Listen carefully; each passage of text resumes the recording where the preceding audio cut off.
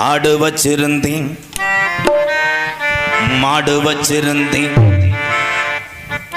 500 செம்பரி ஆடு வச்சிருந்தேன், 170 கிட மாடு வச்சிருந்தேன்.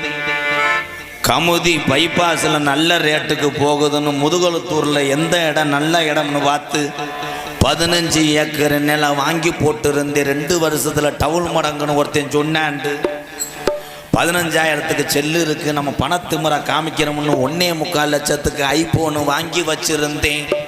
பொண்டாட்டிக்கும் பிள்ளைக்கு வேணும்னு மற்ற பொம்பளையில் மினிக்கி திருறாளுன்னு நம்ம பொண்டாட்டியை விட்டு கொடுக்கக்கூடாதுன்னு 2 செயினா 250 ரூபாய் நகை எடுத்து வச்சுருந்தேன். 1 வயசா 2 வயசாக விட்டுட்டா நமக்கு கௌரவ குறைச்சல் ஆயிரும்னு முதுகலத்தூரில் 10 பைசா வட்டிக்கு விட்டுருந்தேன். 1 கோடி ரூபாயே காசு பூரா பெருத்து போச்சு. சாயந்தரமான சரக்கு அடிக்கிற மண்டை காயுது, என்ன செய்யணும்னு தெரியலாம ராமநாட்டில் 2 பொம்பளைய வச்சிருந்தேன். அட அத்தனையும் போச்சு குடியால் இந்த நிலையாச்சு, அட அத்தனையும் போச்சு குடியால் இந்த நிலையாச்சு. ஆடு வச்சிருந்தேன், மாடு வச்சிருந்தேன், 50 செம்பரி ஆடு வச்சிருந்தேன், அழகரேசு வண்டி வச்சிருந்தேன், 4 மரசு நெல்லு வச்சிருந்தேன், நல்ல குடும்பத்து பேரு வச்சிருந்தேன். அட அத்தனையும் போச்சு குடியால் இந்த நிலையாச்சு, அட அத்தனையும் போச்சு குடியால் இந்த நிலையாச்சு.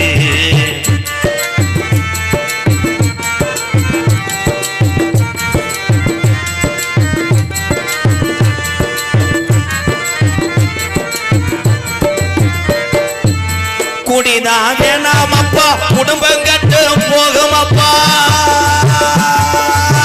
குடிதான் வேண்டாமப்பா, குடும்பம் கெட்டு போகுமப்பா. குடிதான் வேணாமப்பா, குடும்பம் கட்டு போகுமப்பா. அப்பவே சொன்னாங்க, அத யாரும் கேட்கல, யாரும் கேட்கல.